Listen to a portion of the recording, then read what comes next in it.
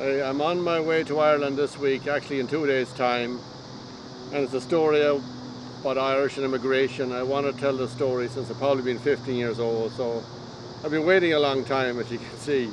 But I hope it goes well for us in Ireland. It's a story that I want to make. It's about the Irish people, about immigration and all the stuff that happens over there, economy. So I hope I can break through on this story, because to me it's very frustrating reading about it and hearing all the stories from my friends and being over there sometimes and dealing with all the problems that Irish people have to deal with. So just wish me luck and I hope it goes well. It was Boston City gave me birth so many years ago. My forebears came from Ireland, from Eris and Mayo. The place they boarded ship to leave, I often heard them say. It was lovely Soilian Harbour at the side of Blackside Bay. And now that I have come once more to dear old Erin's shore, to seek ancestral homestead in the parish of Kilmore, to see myself the place they left upon that fateful day, from the lovely Soilian Harbour at the side of Blackside Bay. I landed down in Binghamstown, where I met people grand. I told them what had brought me back to dear old Ireland. They showed me where my people lived before they went away, and the lovely Soilian Harbour at the side of Blackside Bay.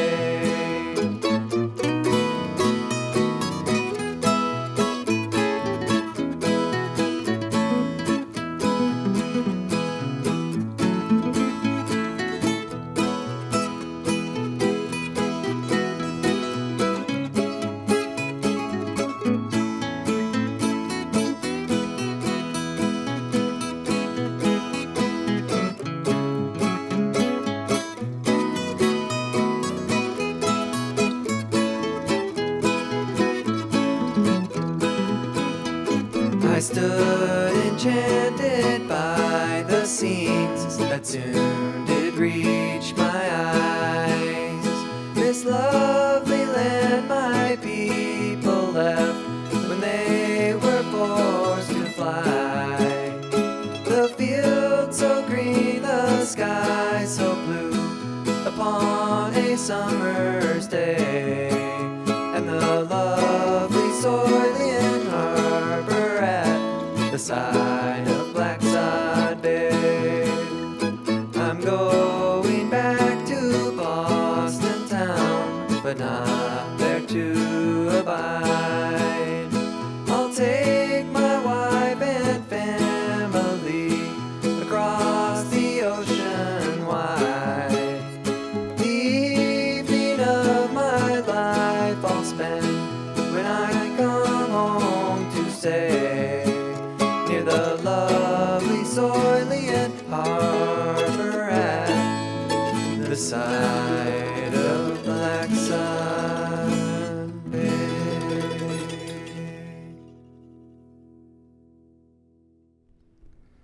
I grew up here in a little town. It's called actually Balmullet. It's in County Mayo. Beautiful place, as you can see. Loved growing up here. Had a good childhood, freedom, everything.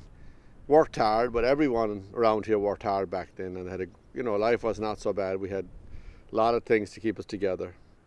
But at 15 years old, I went off to England working, like me and my schoolmates and lots of generations before us, and I ended up working on a potato farm in England. So back then, everybody left. And now we're such a wealthy country, a lot of years later. and we're still immigrating. And I don't understand how such a wealthy country is letting its best and its brightest go so easily. And nobody seems to care. They say that's the way it's always been. But I think that we can do better for ourselves. Our government, our politicians, they've got to do better. There's no ifs or buts about it, because this strain can't continue. But I come from an area that is savaged by immigration over the years. And one of the biggest problems we have now, in that we've come out of the banking crisis per se, if you like, and the years of austerity. But in the regions, there's a huge disparity in the regions. So while you have areas like Dublin that is thriving and have almost full employment, and all the issues that go along with that in terms of homelessness and other issues that need to be addressed, government policy as it is at the moment mitigates against the regions and the development of the regions. And the reason I say that, I suppose, is that there's a narrative now that we're in a situation where we have full employment and where everything is okay. And it's very far from okay in the regions, because you still have very high immigration. There are two different kinds of immigration. There are those who choose to emigrate, to get the experience of living and working in another country, to get that broader outlook that comes from travelling. And then there are those who are forced to emigrate because they can't get a job here, they can't get a house here because they're too expensive, and they're forced to emigrate. And that forced emigration is something that is totally undesirable. Young people shouldn't be forced into emigrating in order to have a decent lifestyle. We should be able to provide that here in this country. We're still a very wealthy country. According to the IMF, we're the 5th wealthiest country in the world. We're the fastest growing economy in the EU. We're in our 5th year now of recovery from recession. We have the resources to ensure that everybody in this country could live at a basic level with their needs met. And you look at some of the areas in Mayo, for instance, Achill Island or Balmullet, some of those areas have actually 30 and in excess of 30% unemployment. And we have huge youth unemployment in particular. So young people are still forced to immigrate. So I'm in a situation myself where I have 2 sons. One is 15 and the other is almost 17. And there is a great danger that when they finish college in a few years' time, that I will only see them maybe a couple of times a year because they will be forced to immigrate. Rural Ireland has seen a huge decline in population because the people are leaving, young people are leaving to try and get jobs either in other countries or in the major cities. So with the population decline, then the services have declined. Police stations have been closed in many rural areas, the post office has been closed, the banks have been closed. So there's a general sense in rural areas of these communities being run down, and that's very depressing, and it leaves people very insecure community. They don't have that sense of community anymore that they used to have, and with the services being closed, it puts an extra burden, particularly on old people, to try and go to the doctor or go to the post office, the nearest post office, to collect their money. Now we have a situation as well where the government are talking about putting away a rainy day fund. So putting away 1.5 billion into a rainy day fund and putting in 500 million thereafter each year into it. Well, what we would say is that it's raining and pouring in rural Ireland. That money would be much better spent were it to be invested in the infrastructure like the telecommunications, because we have the we have the cable now, the cross-Atlantic cable, where we can have speeds that we've never ever had before in terms of connecting with New York and with other states. That were we to have the proper infrastructure then on this side where you could create employment, we would have the multiplier effect. So instead of putting that money into a rainy day fund, and indeed we saw what happened the last rainy day fund, which was the pension reserve fund, when the banking crisis came and the private debt was nationalised, that pension reserved fund, or the rainy day fund at the time, was used to give to the banks. My name is Pádraig Conroy. I'm proprietor of McDonald's bar here in Barrack Street, Belmullet, and I'm also a co-owner of a funeral home along with my brother Sean here in Belmullet. And I was very honoured as my friend Tony Monaghan asked me to take part in his film. There are many reasons why it's wonderful to live in Belmullet and the Erris area, because we take in such beauty in our hinterland and the sea is right beside us. But the main problem we have in this area is that we don't have enough employment. We have no industries of a mass, which leads to an awful lot of depression, rejection and kind of loneliness for people who have, some days they have nothing to do when they get up in the morning. They have no work to go to, and that is very hard on our youth. So we have a major immigration problem in the area. My name is Patrick Cawley. I'm from Blacksod, Dubliner, County Mayo. I've been fishing on and off all my life, and things are getting worse at the moment by the day. Our government doesn't seem to give a damn. They're just letting in all the big boats and doing nothing at all about it. So, if something has not been done soon, there'll be no young ones are out here at all to go fishing. So all the stocks have been taken, and just to start to rebuild them up again, I don't know what's going to happen unless they do something about it. Or else there'll be nobody here to do it. It'll be a dying trade. That's all I can say.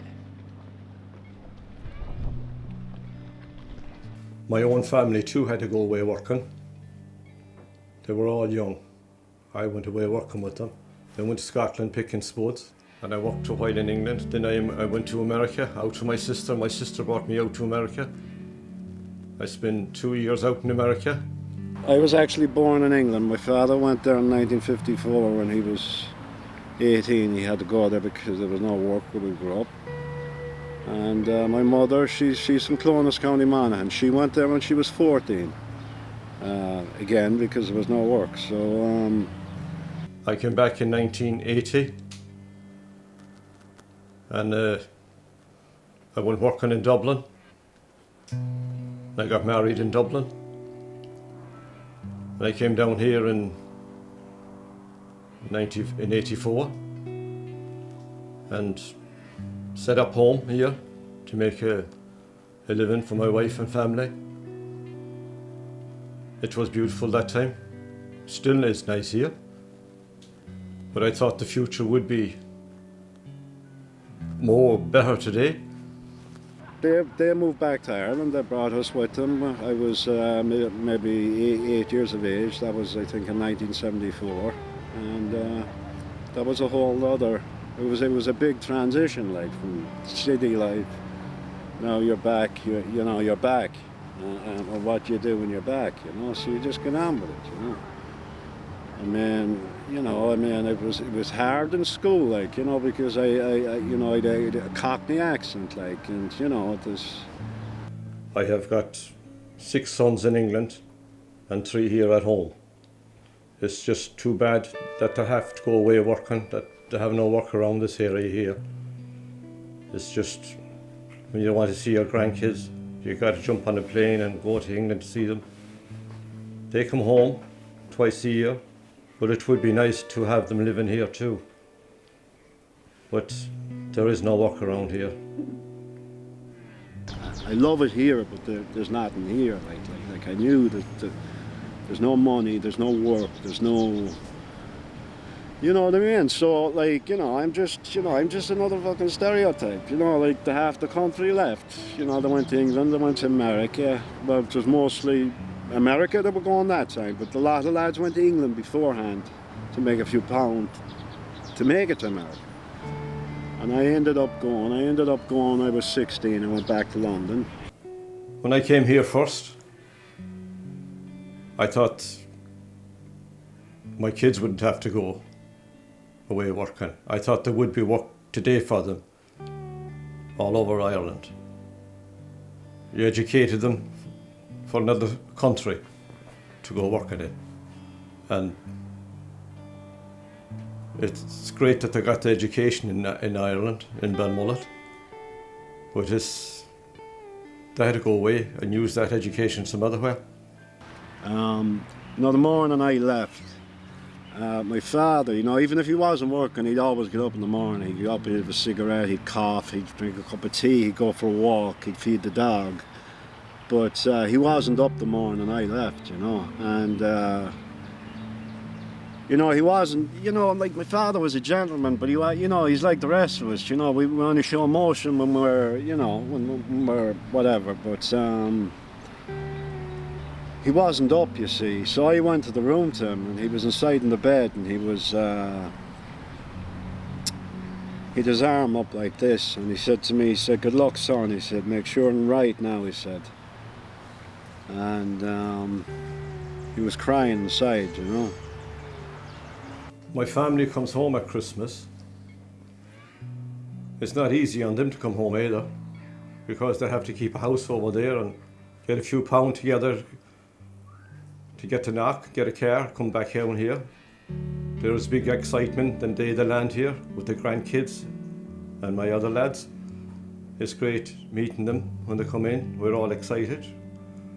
We all go back to the road for a drink to the local pub and into town.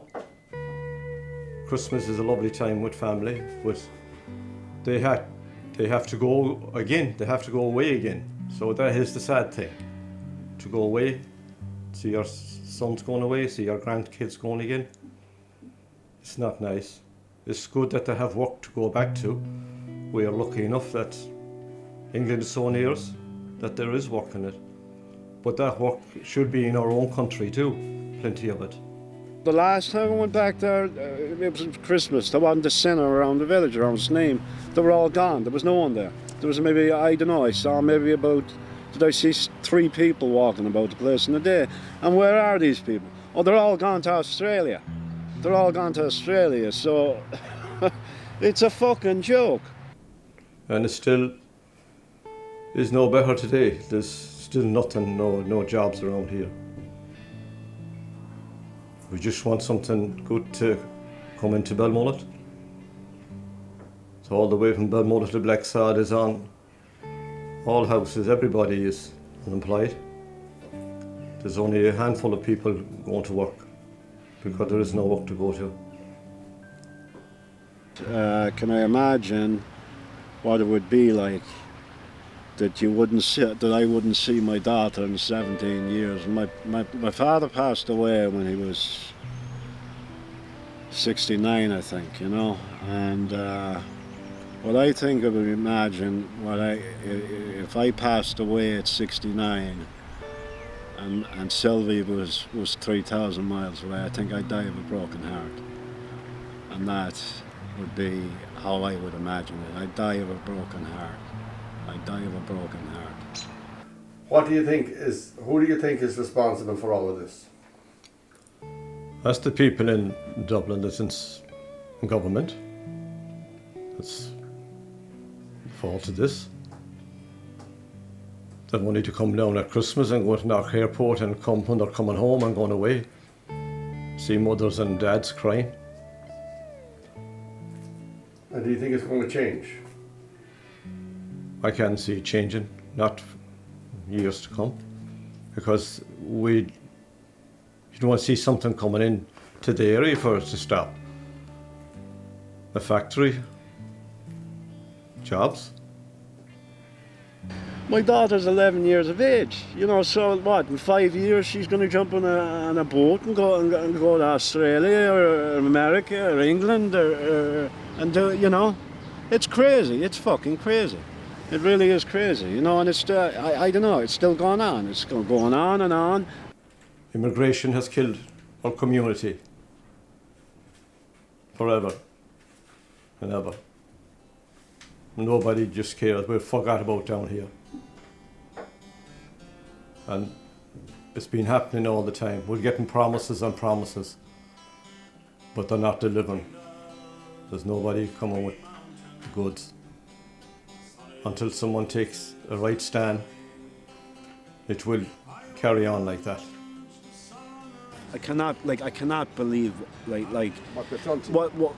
what they've done to me, or what they're still doing to the children. They're not adults leaving now, they're children. They're 15 and 16 years of age, children leaving the place. And they're still doing it. Our greatest export is our people. We are exporting our youth in the same masses that we exported them before 1916. We sent the ships out to America, where all of our forefathers all went out there and they colonized Manhattan and they colonized the Bronx and they colonized all of the areas that they're still in today, because there was no work here. And why was there no work here? Because back then the tyrannical government was the Brits. Now the Brits are gone.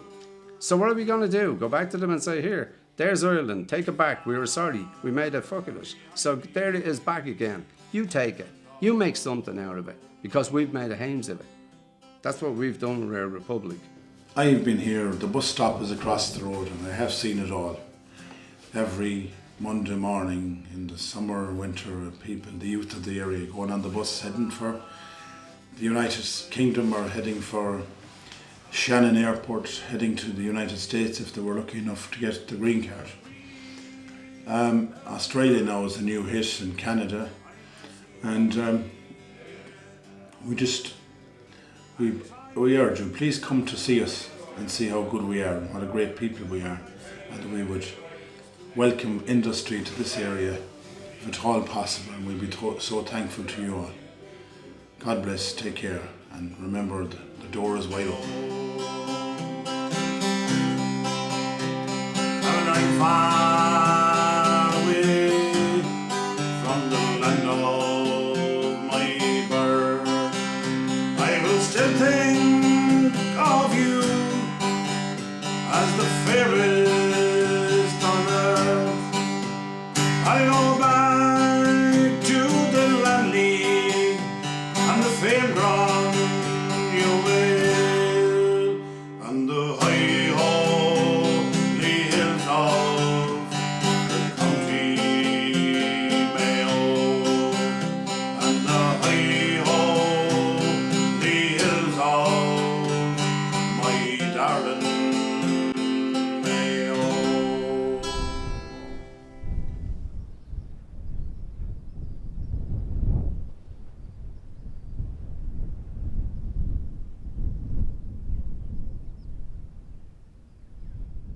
As you can see here is my parents, both of them are here, and my brother actually is here too. He died very young, and he lived in England, and it's another consequence of being when you're an immigrant, when you go to a foreign country and you don't have family or community around you.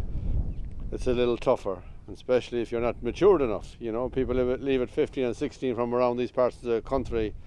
And that's ridiculous, because I got daughters myself, and I couldn't imagine. I always say I was on my own when I was 15, and I don't know how I even made it. It was just a look of God, like that we survived that gauntlet that people run through. But actually, I've had it a little bit.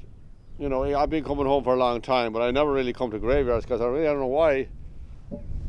I never like being in graveyards. I don't know. I guess when I say for the people when I die, I'll be in there long enough. So I'm trying to avoid that part. So it's hard on the people that never get a chance to come back and see their parents or grandparents. Actually, it's worse when the parents can't see their grandkids when they're alive because they can't afford to go to these places. Kids and family, people get stuck in New Zealand and Australia and America, all over the world. And these grandkids grow up without ever seeing the other set of grandparents. So that is tough. So the consequences of not having a good, strong economy and people who care about us, it is because you only live once no matter who you are. And you can't say the next time around will be better. You only get one shot at this place. And that shot, you got to make sure that it's, that if you got a fighting chance, you got some chance. But if you don't have a government and people that understand the situation, and in the west of Ireland here, more than any place, it's been riddled with immigration for years and years, and people have the habit of saying that's just the way it is. And sure, he might learn something away from here, but as you can see with my brother, the consequences weren't good. There's a glen in old Tyrconnell. There's a cottage in that glen where once dwelt an Irish calling who charmed the hearts of men. She was handsome, hale and hardy, shy and graceful as the fawn.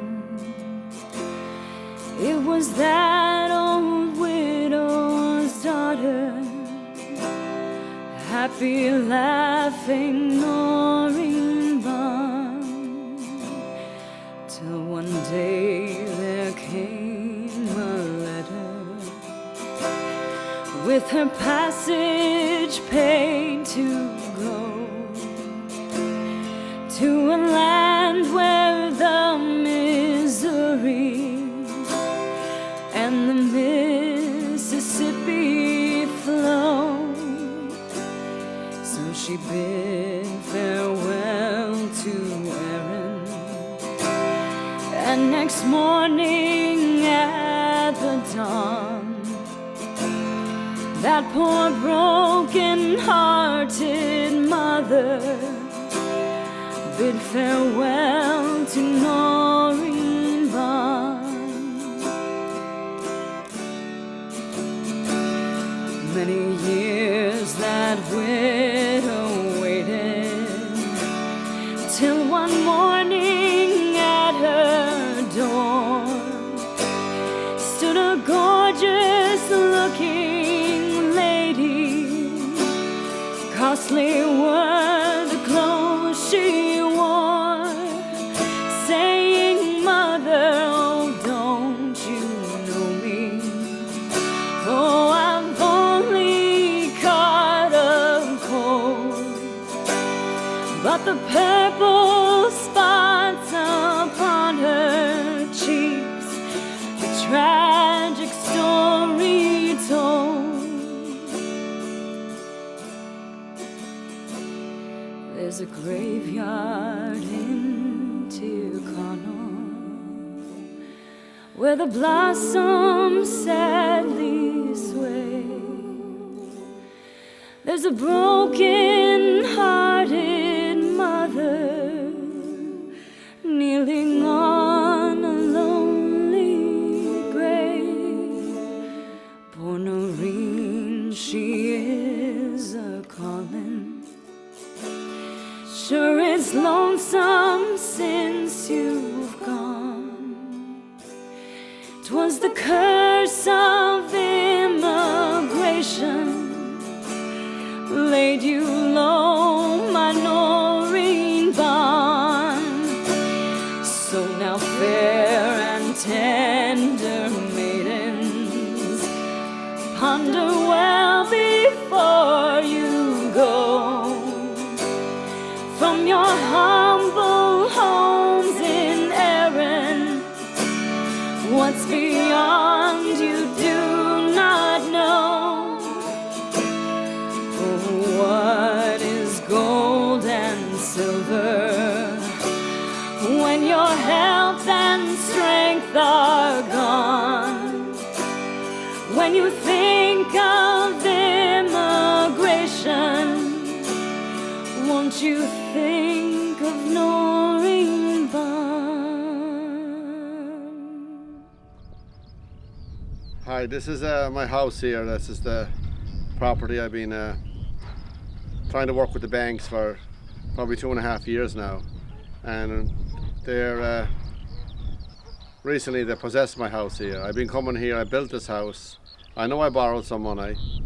I'm aware of that, but I did try to make things right with the bank, because I was doing pretty decent in life again, because I went through the recession of the economy. I came out like everybody, and I've been through divorce and whatever you want to say, but I wanted to hold on to my house, and I was trying to negotiate with the bank, but they wouldn't. They didn't want to deal with me. That they wanted my house, and that was basically it. And this is what they've done. They took the house off me anyway. So I'm telling the story because It's a story that has to be told for everybody in Ireland, because you lose a neighbour, you may not think much of it at the time, but it's a big loss to the community, and it's a big loss to me personally myself too, because I've been coming here for years, and my daughters have been coming here, and it's my house. I know if I had time, like every other Irish man, Irish woman, we would have corrected the situation, but the banks don't seem to want to negotiate with us, and I go from the banks into the politicians, the vulture funds. So let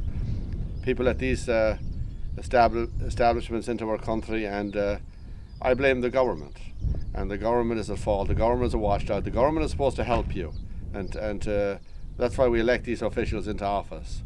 And I do think at this stage of the game, because I have put everything on the line here to get this story out, and I put everything on the line in making it film. So far, I put all my own money into this, and it's a story I know that has to be told, and I'm going to tell it.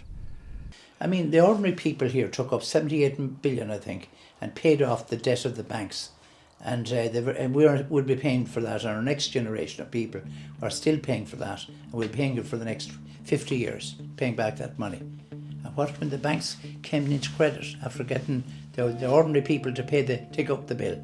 They're now crucifying the people and won't give them an inch, and they'll sell off their homes to vulture funds rather than allowing them to restructure or to their loans, or to buy their house out outright for the price they're selling it to the vulture funds. It seems criminal what they're at, and the government is standing by and allowing it to happen. I can't understand that. You pay your loan, they created the economic downturn, you lose your job.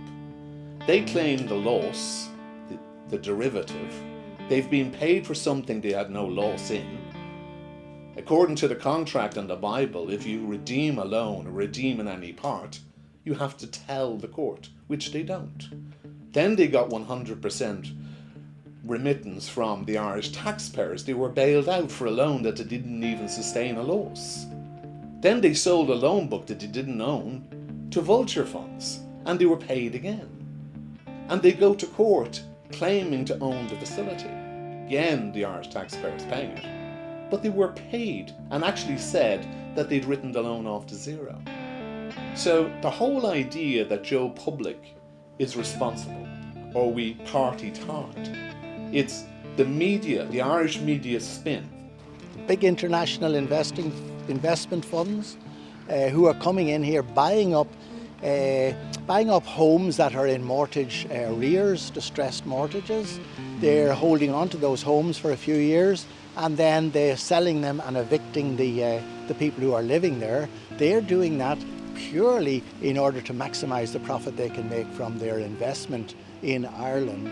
So they're responsible, the banks are responsible. They want to, if mortgages are in distress, they're either going to sell them to vulture funds who will evict the residents, or they will repossess the house themselves. So we have the banks, the vulture funds, and greedy landlords who are really making a fortune out of the misery of some Irish people. And the government is on their side. The government is on the side of the banks, it's on the side of the property owners, it's on the side of the vulture funds, and it's not on the side of tenants who are struggling or people struggling to pay their mortgages.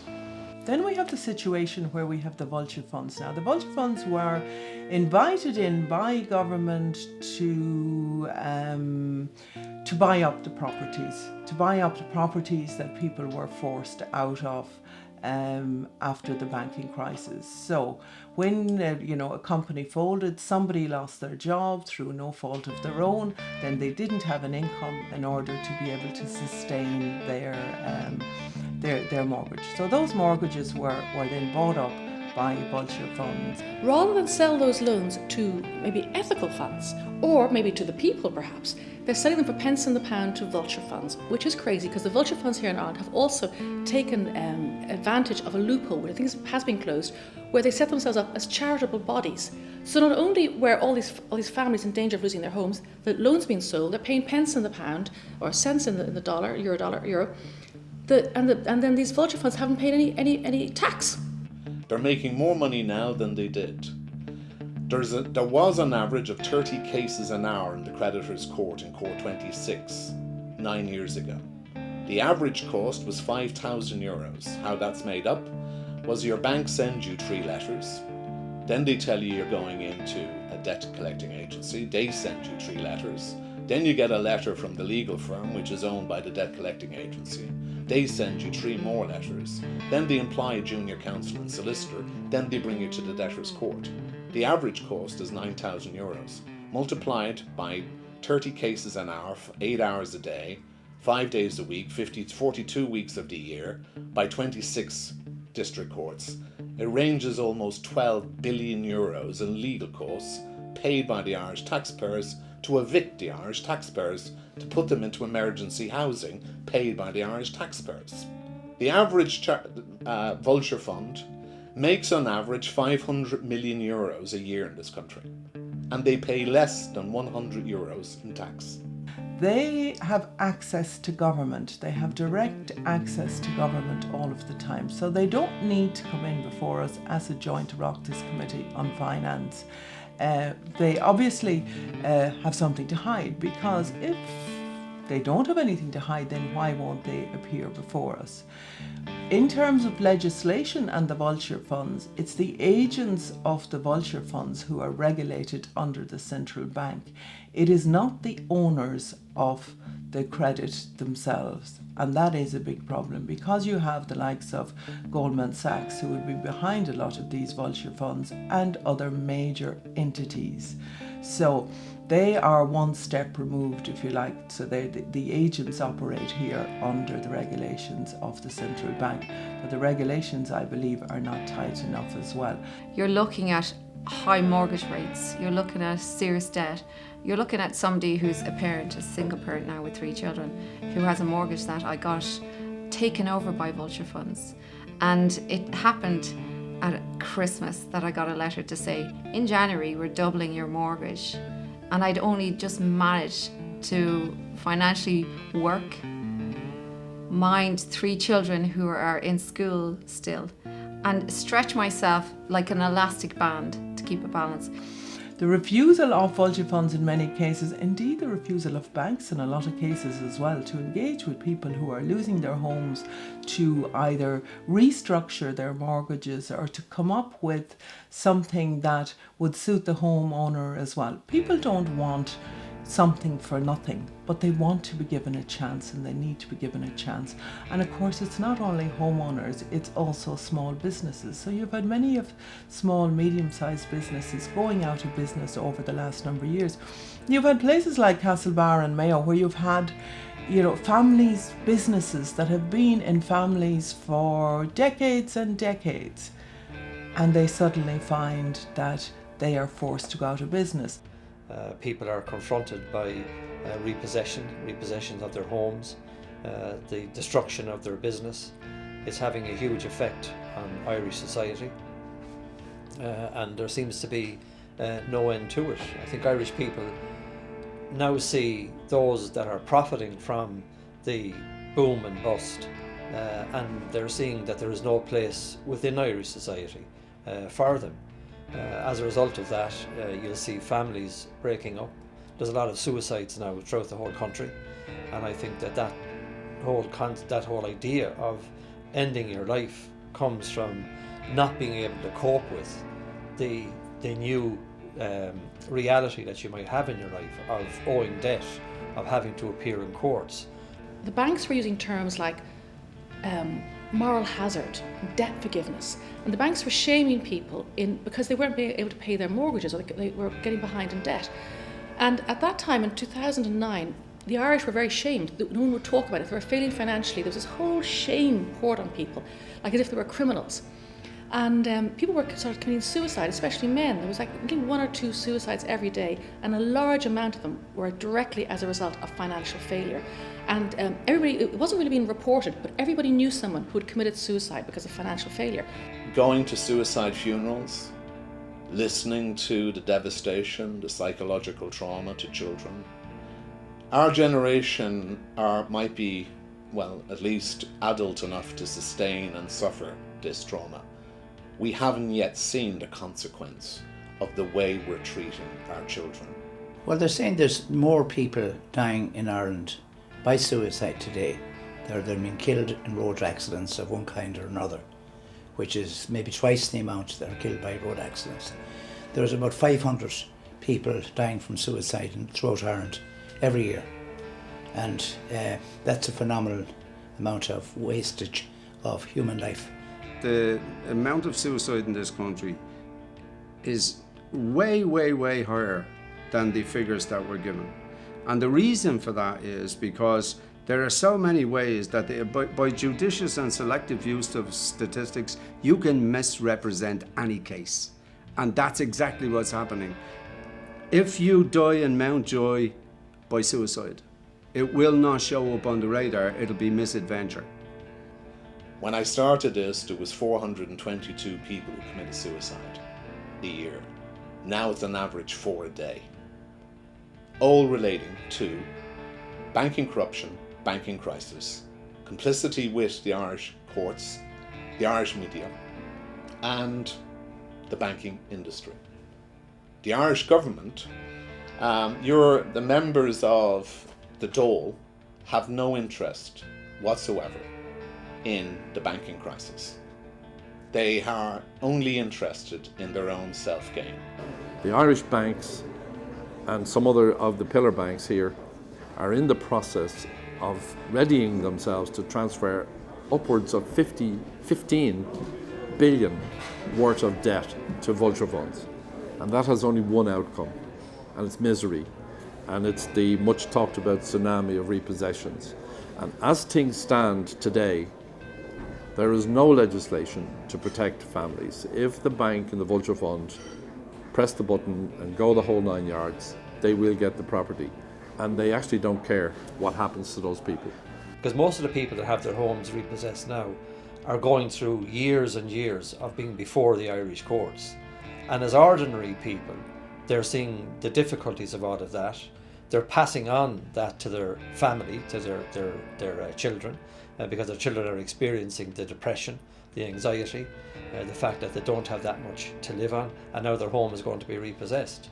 And you have to look at that happening in the courts against the fact that no banker has been jailed for any of the happenings in the course of the recession, or indeed in the course of the boom which led to the recession. So Irish life has changed dramatically.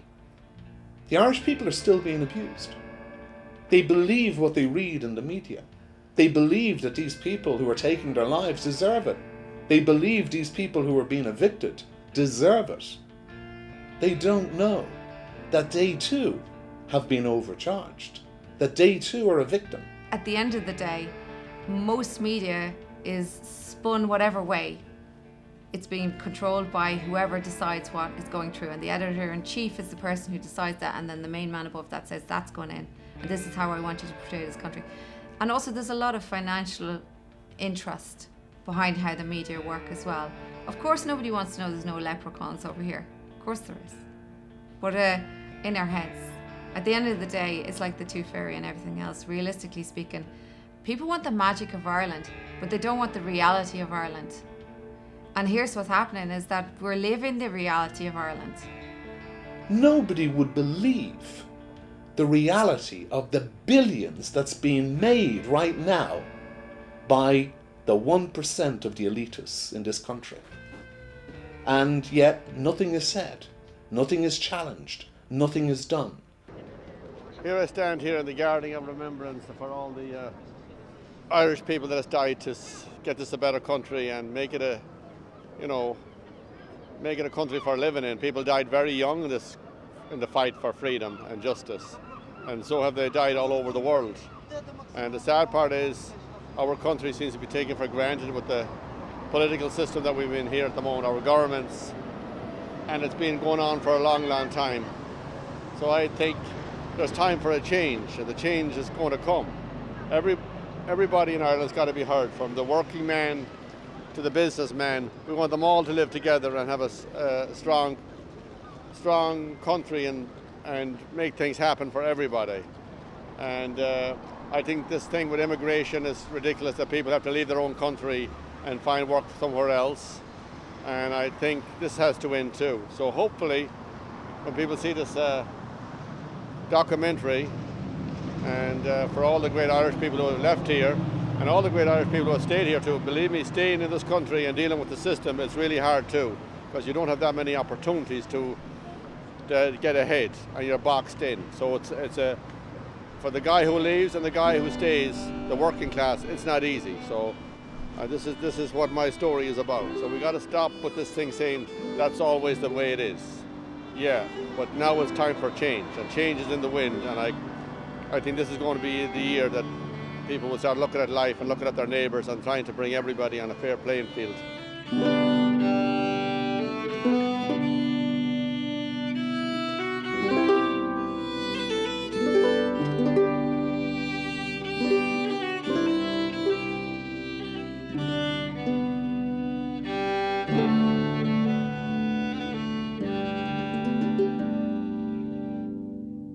I think Ireland's a very divided society. There are many in Ireland who are living a very, very lavish life. We have 53,000 millionaires living in this small little country, and some people are in very good and very high paid jobs. But there are also many who are struggling, who are living in poverty, a growing problem of homelessness. In fact, the homeless problem now is out of control. We have a lot of children who go to school hungry in the morning. We have a lot of people who cannot afford just the basics of life. They struggle to put food on the table or to heat their homes. My name's Ian Lawler and I'm homeless on the streets of Dublin at the moment. I've been homeless since December of last year. I had a split with my partner, and I've been in and out of the 24-hour system. As you know, you have to ring the free phone every night for a bed. How many people like you do you meet on the streets every night in Dublin homeless? Do you meet lots of people in the streets? At least 100. At least 100, 150 at least. Around about the 90s, in the late 90s, I had a business, and that was when the bubble kind of started to burst for a lot of business people around the area in the Liberties. And my business was no exception, and so my business folded, and my marriage folded, I folded, and I ended up on the streets for a few years. And the ones who helped me were Dublin Simon. And I said, if I get back on my feet, I'm going to help those who are still out there. And that was 20 years ago. I didn't think that 20 years later, not only was I not going to make a dent in it, or the Simon community make a dent in it, but it was actually going to become what it has become today, which is a national disgrace. We have a charity as called Feed the Homeless, and our teams are out on the front line 6 nights a week. We have a soup kitchen outside the Bank of Ireland across from Trinity College, which would cater for 250 to 300 homeless people on any given night that we're out. And it's challenging to say the least, because we're supported by a lot of businesses like the likes of Tesco's, Aldi, Domino's, and the food that we have maybe 10, 11 big hot pots of food, which range from curries and chips and chicken and pasta, all different varieties of food, but it's not lasting for more than an hour, because we're out from 7:30 to 10:30, but we were out last night and we finished by 9 o'clock, because we had no more food. The food was gone. We had a massive queue when we opened at 7 o'clock of maybe 150 people waiting for hot food. But each week we're seeing more and more new people, whether it's families or singles or couples coming on stream, who are homeless through no fault of their own, through landlords raising rents. At the minute it's supply and demand. At the minute there's not enough social housing out there to meet the needs of homeless people waiting on a place to call home. The government have relied solely on the rental market to solve the housing crisis, and that just has not happened. As I said, landlords are raising rents and more families are being forced out into homelessness. There's 10,000 families about to be evicted in the next 2 years from their homes by the vulture funds. The pressure that puts on the system here in Ireland is crazy, because we've got 10,000 people homeless, Many of them are children. A third of those homeless, or even I think maybe it's even a quarter of those homeless, are children, which is horrendous. Children homeless in this day and age, in the fastest growing economy in the EU. And if you think about it, there's several layers of it. There's rough sleepers. There will always be rough sleepers, but they're not being looked after properly. And then the vast majority of the homeless people here, they're families. So they're mothers with children. Maybe they're single moms, or maybe they're mother and father with kids. And because the government has to look after them, they put them in hotel rooms. So you might think, oh, that's grand, they're in a hotel room, that's fine. It's not fine, because the children can't bring kids back. They're booted out from the hotels during the day. It's one room. You can't cook in a hotel room. You can't clean in a hotel room. You've got to eat out the whole time and do your laundry elsewhere. And the children can't bring their friends home. It's like, we're not looking after the children in this country. The whole dynamics of homelessness has changed over the last 10 years. You know, my take, maybe your take on someone being homeless, or someone with an alcohol, drug issue, or a mental health issue. That's simply not the case anymore. You know, it's families and, you know, individuals and couples who just cannot afford to put a roof over their head, even though they have a job. You know, for a property out there, for one room now, some in an apartment, some of them are $1,500. You know, so it's scandalous. The price of a property is just rising and rising, and we have asked the government to cap rents. You know, that a landlord can't go over a certain amount, but that hasn't happened. You know, we now have a very low rate of unemployment that has created jobs, but not all the jobs are good paid, well-paying jobs. Some of the jobs are low-paid jobs. Some of the jobs are part-time, or low hours, or 0 hours contracted. Those jobs don't lift people out of poverty. So about 1 in 6 people who are working today in Ireland are still living in poverty because their wages won't allow them to escape from poverty. The other big problem we have today is the cost of accommodation. Rents in the private rented sector have gone through the roof, and many people are struggling to pay the rents. Many people who are in good average paid jobs struggling to pay the rent, maybe using 50-60% of their wages just to pay the rent. So it's even for what we would call middle class people, life can be a struggle. House prices have gone through the roof. The average house price now in Dublin is about €370,000. People can't get a mortgage because they don't have the income to qualify for a mortgage, and especially if they're in the private rented sector, they're unable to save the deposit to get a mortgage. So there are a lot of people who are living in poverty, and a lot of people who may be just outside the poverty range but who are struggling to keep a roof over their head, struggling to make ends meet. This is a national disgrace. I was on the Late Late Show. I told them 3 years ago, I told them that it was, at that time, it was an epidemic. It's not an epidemic now. Now it's a national disgrace. It's a national emergency. And if Leo Varadkar actually cared about the people of Ireland, he'd declare that it was a national emergency, but he won't. He won't, because that would destroy his illusion of Ireland and the illusion he wants to put out to the American people and the people of the world at large. And that's not the truth. That's not the truth.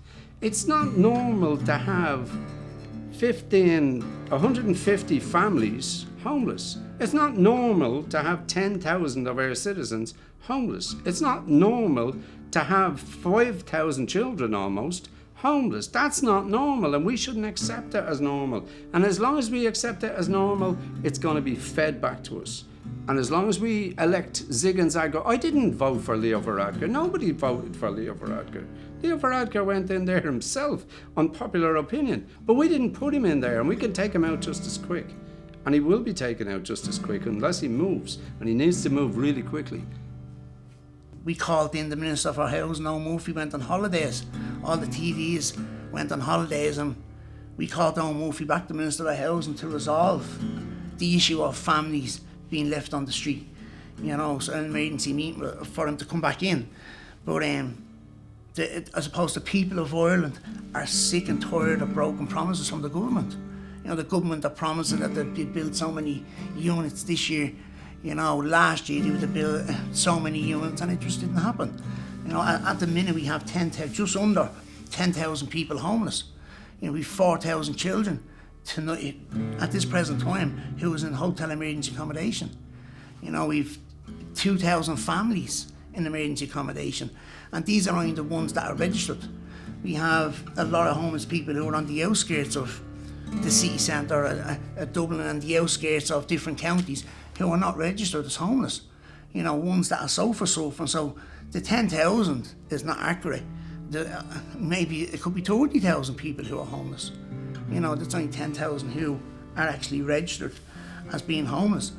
You know, and there is no political will there from the government to address the housing crisis. The government are to blame because they're not putting enough money into it. They're not putting enough money into doing, like, they're right, me and my partner were in a hotel for 7 months, and it was €5,500 for 1 month for just the 4 of us to stay there. That went on for 7 months, right? So it was 35,000 just to house the 4 of us for a month. 35,000, right?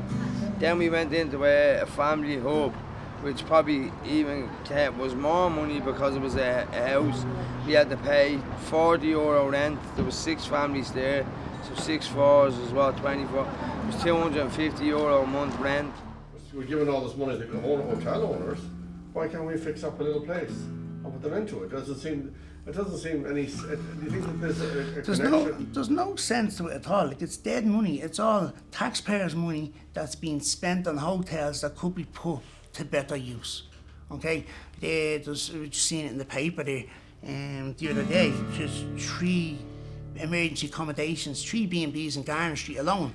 And these guys the owners of them have made billions over the last, since this housing crisis started. You know, and it's a lot of B&Bs and landlords are making a fortune now. Homelessness is a business now. It has become a business. There's a lot of people making money on the back end of homeless people. Instead of putting families into hotels, they need to be building more houses, or they need to be places that are all, like, the way I look at it is, if all the places that are knocked down, like the places that are all boarded up, if they were all opened up and put into houses like that, that'd be the best idea. That's what I think anyway. As far as I'm concerned, a lot of the TDs in power are landlords, you know, so they're making a fortune out of it. The money that was spent last year on hotel emergency accommodation, taxpayers' money went into the millions last year, and that money could have been spent, you know, on building social housing. The government do have the money. They do have the properties. We have a lot of properties all over the country that are boarded up that could be revamped and brought back into stock and given to families on the social housing waiting list. You know, but the housing crisis is completely out of control now. It really is. And I think the only way we are going to solve this housing crisis is by building social housing. Why do we need 3,500 homes that aren't there? 5 years ago, 10 years ago, apparently we had 3,500 houses too many. We knocked a whole heap of them down since, because they were built in the wrong place. They were built in floodplains and stuff like that, which is what we pay these geniuses $3,000 a week to see that we don't do, to keep us right, to provide us with a proper infrastructure. So now we need 3,500 houses. We need 50,000 houses a year for the next foreseeable future, the next 10 years, and we're not building anything like that. I mean, we're not even threatening to build anything like that. There seems to be a blind spot in the government, from Enda Kenny and through now to Leo Varadkar, because homelessness and lack of housing, both from the emotional and the humanist point of view, through to the commercial side in Ireland, it's unthinkable. And Enda Kenny knew about it at the start, at the crash, when after the crash, Enda Kenny knew that there was homelessness rising. We've seen the figures rising month on month. Leo Varadkar inherited it too as well. But even there was talk a couple of years ago about putting up, fast housing or rapid build housing. That never happened. I don't understand, why have they not built houses? There's enough money. We are a successful country again. Why are houses not being built? Why is Leo Varadkar not building houses now? Why isn't he signing reports to build houses all over the country? It's needed. It's bad for people, it's bad for Ireland. Well, we have a very conservative government, and conservative governments are focused on economic growth.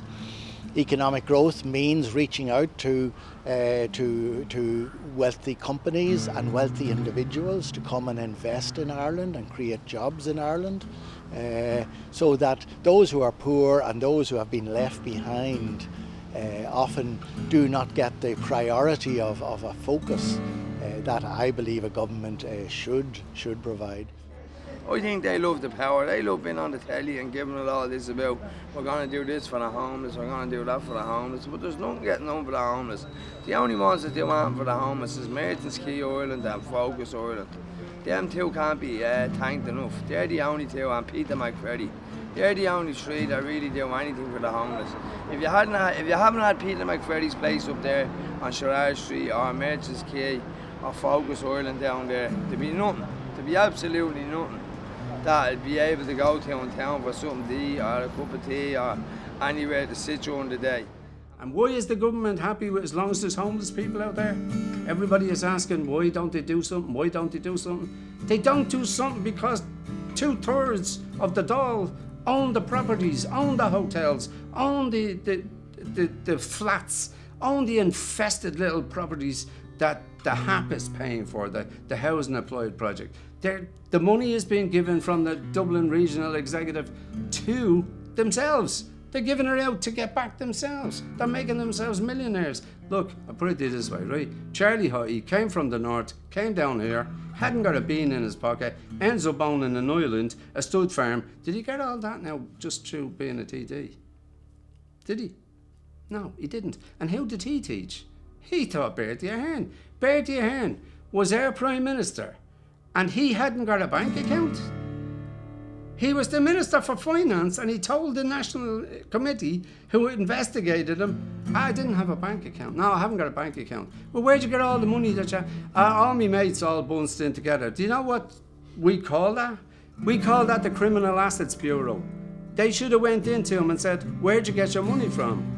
But we only do that with John Gilligan. So a gangster, we take his property off him, we take his stud farms, we take everything that he owns, and we put him in prison. And he said, and he was right, he said the gangsters, the real gangsters, are wearing suits and they're all in Dáil Éireann. And he was right. The government is getting away with this. You know, they've got away with it for years now. You know, of pulling people off, and you know, I suppose families with children suffering and paying the price because of government not following through. You know, so all we can do is earby, you know, but as I said, it's more people like himself down there that fight for the homeless. You know, he's been there himself, I've been there myself, and I do it from the heart and the head. I don't do it for money, I do it for the love of helping people, you know, because I know what it's like to be there. I was homeless myself for 20 years and in addiction for 15 years, and I know exactly what it's like to crawl over a doorway in the morning and feel that nobody cares. You know, if you died on the street tomorrow, you're only a number. You know, so yeah, it really is. Yeah, it's sad. And this is going to affect generations after generation, because all those young children that are in hotel rooms now, how will they grow up? They'll grow up. It's been documented that children have an unsettled upbringing without a home. It doesn't have to be. Don't have to own. It doesn't have to be big. It could be rented. It could be small. But without a home, children grow up fearful. And I know my two girls, who are big now, they're young women, but they talk about things like the forever home, because they were evicted twice, once from their main house and secondly from rented accommodation. So you scratch the surface, it's very close to the surface. They are very vulnerable. So I know firsthand with my children, well, my young adult children, they feel it. It affects them. It makes them vulnerable and nervous and lacking in confidence. So what does it do to people who are actually, I mean, we were fortunate enough to find other accommodation, but what about people who are in hotel rooms? That is just a horrible, if you're a child in a hotel room, what will that do to you? To your confidence, to your ability to learn, to your ability to grow? And so that damages the whole of our country. What do you want to say to your government? What would it be? Like, they need to kind of sort stuff out. They really need to sit down and look at themselves and think, like, I'd love for them to go out, I'd love for them to send a few people out and let them live the life we live, and let them go around with a few of the lads from that are homeless, and let them walk the streets every day, and let them see what's really going on the streets, and really what people do. People leave the hostel at 9 o'clock in the morning and walk the streets of Dublin all day long until 5:30 or 6 o'clock till they can get back into the hostel. And literally that is it. And that's why there's so many on drugs and drink and everything else, because there's nothing else to do. There's nothing else for the homeless to do. I'd really love the government to go out, like, and send a few people out, undercover even, or whatever way they want to do it, and go out and do it like that. They would send them out for a week and let them live that life, and I guarantee you there'll be big changes in Ireland if they see what really went on, you know. They're not going to do that, but that's what should be done. That's what I think, anyway. I know that our Prime Minister is going around the world telling the world that Ireland is one of the 5th richest nations on the face of the earth. And that's true, but it's not true for the people who are homeless, destitute, on the margins, those who Marion talked about and Tony talked about, who are actually working and still can't afford to pay property, still can't afford to rent. And I didn't believe that I would be, so long trying to make a dent in it. And here I am, 20 years later, just completely bemused by the way the Taoiseach goes around the world portraying this picture of Ireland. So in Ireland, we have to get back to the basics. We have to reconstruct, if you like, that community that sustained us for generations. And we have to do things in a simpler way, building houses. We have to look at the people that are before the courts, and we have to say to the courts, be lenient on these people. We have to find a way of sustaining them in their own home, of giving them a chance in life. And all of that has to be done. And that requires political leadership, which we are dramatically short of in Ireland. We have to have politicians that are elected for their ability, their sincerity, their passion to try and get the job done. So people need to look first at who they are electing. Then they need to hold them to account. And then those politicians that you elect have to be prepared to take the corruptions that are within the state out of it and refocus the efforts of the state on supporting people. Come all you loyal heroes and listen unto me. Don't hire with any master till you know what your work will be. You will rise up early in the morning. Here's the place I used to come when I was a kid with my mother and family and friends, and I used to actually look forward to when I was a kid. It was an escape to get to see back here. It's not really far from my house, but it's a couple of miles. And a couple of miles, transportation is a big... Sometimes for a kid, it's like going to the other end of the world. So I used to love coming here. And I've always been coming here. I brought my ex-wife and my kids here all the time when we came home. And my kids come here all the time. They come here, they love coming here. And actually they bring the holy water back to America with them sometimes. And I find it like, a little strange, because I see my kids, they like this stuff, and I try to culture them a little bit. It's easier said than done. But what I'm trying to say is, when you take Christianity away from a race of people that's been fed on it all their life, and do it within a 20-year period, it weakens our community, it weakens everybody. And people have a funny way of looking at each other then, and I think Irish people need something to hold them together, something to fight for. At the moment, it was a meeting place, like a watering hole. People would talk and come together. Now they don't seem to have nothing. Seem like lost, like people in the desert looking for a way out or looking for water. So hopefully, when people see my film, I'm not condoning some of the stuff the Catholic Church done or any other church. I'm just saying this is the way it is for thousands of years. We are who we are. You can't change us that much, You can educate us, and you can give us everything else, but still you need something to keep the human together. So we had Christianity, and I think when our government and our people wants to get rid of that, that's a disadvantage to every Irishman, here and all over the world. Before they start away, don't feed them on soft turnip sprigs. I think Irish people have lost faith in politicians. They've lost faith in the media to relay the truth of what's going on. They've lost faith in the church. So there's a void there. It is a Christian country. Most people behave themselves. But on a humorous note, there was one guy came back recently, travelled the world like yourself, been out of the country for an awful long time, and he was asked, "Do you mind me asking you what religion you are? Are you Catholic or Protestant?" He said, "I'm a Catholic." And then he was asked, "Was he a practicing Catholic?" He said, "No, just an ordinary one like the rest of the country." You know? Maybe the scandals in the church, and the way, particularly, not so much the scandals in the church as such, is the way they were covered up, the way they were handled, the way that there was a denial of the truth that made people kind of, to walk away from the church. And I think some of the teaching, the hardline teaching of the church, which lacked what appeared to be compassion, understanding, forgiveness. There was a raw kind of cruelty about religion in some ways, and that's why people say this is intolerable. This is not Christianity as such. I think that when they threw Christianity out of Ireland, something happened. Yeah, I think to some extent, when Christianity gave people a sense of community, a sense of belonging, a sense of worth, a sense of value, that we all share in a real family, that we all looked after each other, and we looked out for each other, and even in an impoverished village in the west of Ireland, that you could leave your door open all day, every day, and nobody would come and rob you. But if anyone was in trouble, the neighbours were there to help out. The mehel was very strong as well. This was where somebody had a difficulty. Everybody in the village all gave a helping hand to help somebody who needed support or in a difficulty, maybe a widow or someone that's in ill health or going to the neighbourhood was there.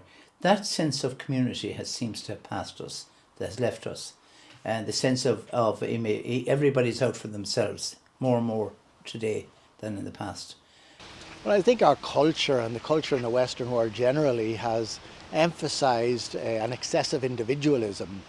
The ideal person for the Western developed economy, the ideal person is a self-sufficient, standalone person who's not dependent on anybody else. And you become a self-sufficient, standalone person by consumerism, by building up your assets, surrounding yourself with what you need to make yourself comfortable. And that excessive individualism, I think, has infected the society that we're living in. Many people don't know their neighbours. Many people don't want to know their neighbours. And many people don't see the point in getting to know their neighbours. They're doing very well, thank you very much. They're living a nice, comfortable life. They have a nice job. They have a nice home. And many people say, well, why should we bother getting to know our neighbours? What's the point? So that individualism, I think, has infected our society, yeah. We need to get the leaders within our community, be you a politician, be you a priest or whatever, to engage directly with the people, to show them that there is a vision, that there can be a better life, that suicide is not an option, and show the kids that we now represent that they too have a role to play and that they can be even better than their parents. But right now we don't have that vision, and we don't have the people coming together in the numbers to create the opportunities for themselves in terms of housing, in terms of programs that would involve their kids, in terms of schools. Like, it's not that many years ago when you looked after your neighbour, you looked in on the elderly. Now it would seem that if you're an older person in your home, you're almost abandoned. We can't let that happen. And the way things are going in Ireland, it's a direction that I don't like, because it's away from people, it's into institutions, it's supporting Europe without any fight, without saying that we're Irish and this is the way we want to do it. We have our solution for our problems, and we're not going to be led blindly by a European direction that maybe suits the majority of countries in Europe and doesn't suit ours. So we have to take back possession of our own identity and our own direction, and we have to respond to the challenges that face the people that we represent. Not the institution, but the people. Get back down with the people and give them the leadership, the understanding and the support that they need. Show them that there's a quality of life that they can achieve, and show them that they can have a better life, a more fulfilled life, by involving themselves in people, in community, and in getting things done in a positive way. Nowadays, everybody's just serious and everybody's worried about the next guy, how they look, and you know, there's no camaraderie. You know, camaraderie keeps a nation together. I think we've lost that in our country.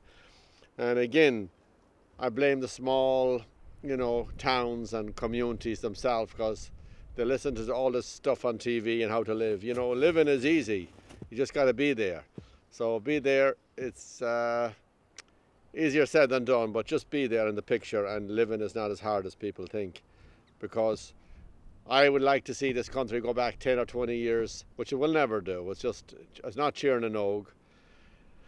And see some of these great people we've lost to suicides and depression and all that stuff. And if there was counselling here and all that stuff. And, you know, sometimes I always say in America, I don't need to go to counselling. I done enough of that in the west of Ireland when I was growing up, talking to all the neighbours.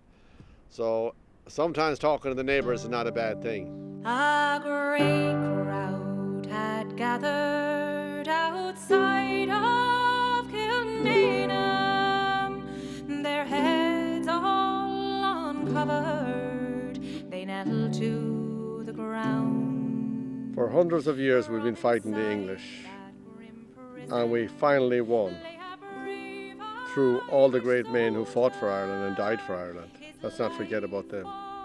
And now we've been ruled by another dictatorship, but it's our own government, our own politicians that's doing nothing for us.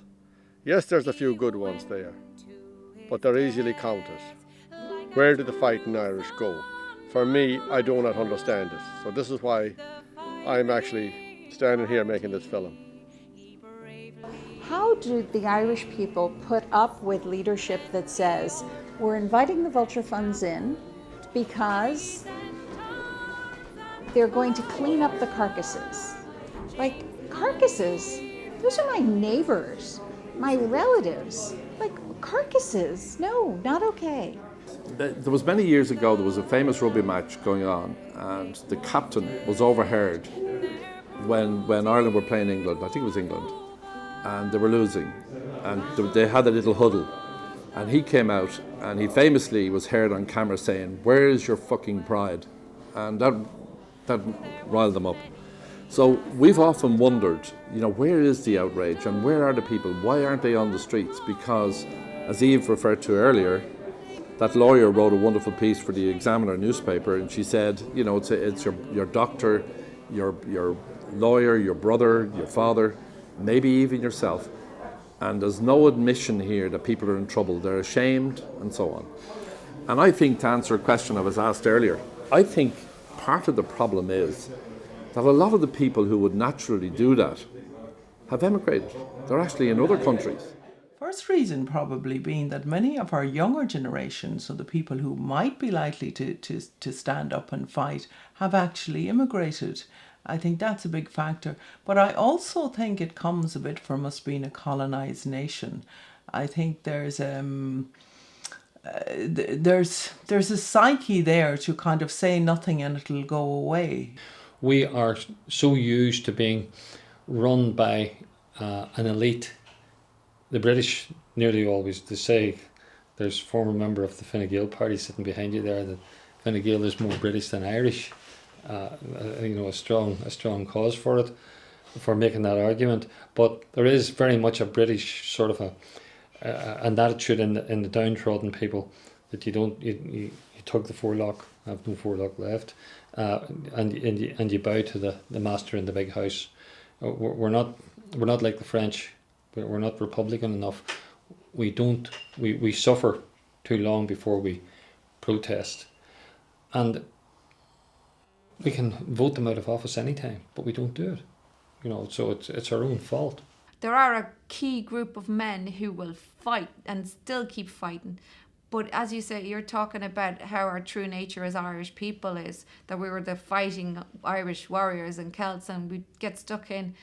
Do you know what? It's like a rock, and as gentle as water is, if it keeps dripping on the rock, it has an effect. And I think that's what's happening with men in the country as well. They are absolutely worn out fighting, because they're not just fighting the one fight. If it was one fight and it was one-on-one, the odds would be fair. But they're not just fighting that one fight anymore. It's not just financial. It's socially, it's economically. You're fighting for your land, your house, to keep the roof over your heads. I mean, are we repeating what happened in the famine days again, where we're just being pushed off our lands? But it's a completely different thing. It's not a plague. It's not a famine. It's our own government. I think in Ireland people tend to turn in on themselves rather than explode in anger at others and create problems for themselves, problems like addiction, depression from the loss of their homes. You see, the courts and what has happened to people after the bust, and the indignity of the way that they're treated has actually broken them. And they need help to repair all of that and to become, the people that they can be, and the success that they can be. So there is great potential there. It just requires the leadership to unlock it. If someone put himself forward for election that was offering an alternative, one of us did, Ben Gilroy, a man in this housing thing, along with maybe 20 other powerful people in the movement, and sure, he got a derisory vote. The people are afraid to rock the boat, afraid. They're conservative, and they've been for 800 years under the cosh, and they're getting it very hard ideologically to get off their knees. I don't like it. You don't like it, but you asked me for an explanation for the phenomenon, and that's the explanation. When are we going to get outraged? And these are the questions, I'll be honest with you, I don't know that the Irish people who are here now are going to ask them. And I would be asking for leadership from the diaspora. I would be asking our cousins and our brothers and sisters and aunts and uncles who are living abroad to start asking those hard questions. We fought for the Yanks, we fought for the Spanish, we fought for the English in our droves, 120,000 under Redmond, fought the Germans. We never fought for ourselves. 1,600 people fought in Dublin in 1916. 120,000 fighting men went off and laid down their lives for England. We don't fight for other people. We're stupid people. We really are. We don't fight for ourselves. We fight for other people. Many people are just surviving at the moment. There's a whole cohort of people as well, like the working poor, people who go out to work and still don't have anything at the end of it. That's not right. People should be rewarded for the work that they do and the contribution that they make to society. And when people aren't rewarded for that, I think people will stand back and look at it. So I certainly would hope that there would be a revolution inside people's hearts and minds, and in communities like this, where we see shops closing down, schools closing down, and our young people being forced to immigrate. Sometimes I wonder what will it take for people to fight back. But we certainly need to fight back. I think what this country needs is a revolution. I don't think we need a revolution of aesthetics. I don't think we need a revolution of ideals. I think we need a real revolution. That's what I think we need. Because we didn't get what the 1916 martyrs died for. They all fell into lime pits for what? For our people to die in the gutter? I don't think so. I think we are the fighting Irish. I don't think that the sleeping lion has slept for so long. I think it is awakened. We do have people out there that want to make moves over the country. I've been included. Like I am very much a people person. I would work very hard on the ground for people. So no, there is a fighting Irish there, and I think that we will see the fighting Irish come back to life again. And we can't continue to sustain the level of depression, of sadness, of mental health issues, of suicide, of poverty without something giving. And I totally believe that we're at a point where there's going to be a catalyst, a simple catalyst that will change everything. Historically, it's always happened. We're well overdue now. I hopefully think it's not going to be a bloody war that'll shake us up for this, because in times of war, there's less depression, less fighting, less problems, less suicides. I hope as a universe that doesn't happen. But for us, I really genuinely think that in the next 1 to 2 years, there is going to be a change. Because we never, as a nation, and I mean never, put up with crap. We never let it go this long. And I'm predicting it's going to change. And for the better. Because I left here at 15 years old and went to London and when I went to New York and all these places, I met a lot of Irish people and hung around with them a lot of times, and they always had that fight in them. And I always remember, you know, this guy went through this, that guy went through that. And I could tell too with our martyrs, like the guys who died for this country. And a lot of guys have died, believe it or not, more than any small country in the world. We have given the most and actually got the less attention, because I know we've had our people in America, but we've had our people here too in this country. Great people have died for this country. And I remember we were never victims. We were always fighters in America and England and everywhere we were, I guess, Australia, New Zealand. But now we hear the story in Ireland, you know, about the house and all this. But it's us that voted them in. We are the people who voted them in. We are not victims. We make ourselves victims. We elect these people. We let them do this to us. And if we continue letting these people dictate to us how to live our life, from the EC to all their own crap, we will not be Irish anymore. There will be no fighting Irish. But I think there is still a lot of fight left in the Irish here, as I talk to some people through the country. They might have weakened some of us, but there's only if there's only one strong, you know, one strong little string of hope that will keep us alive till we get to reunite and be one Ireland for everybody, and everybody gets the same rights. And we just got to stick together, and that's why they call us the Fighting Irish, and that's why I love making this film about my Ireland.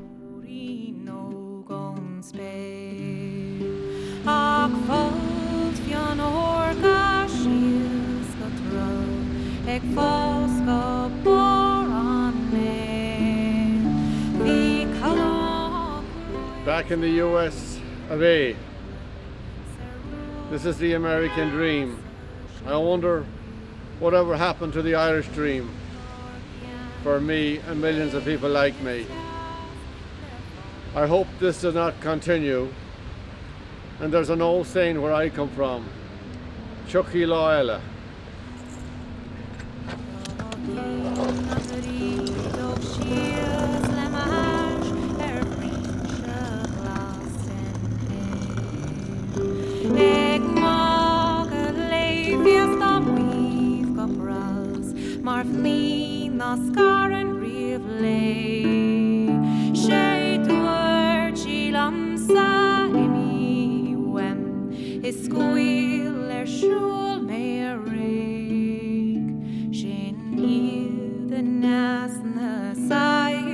Jakt le fan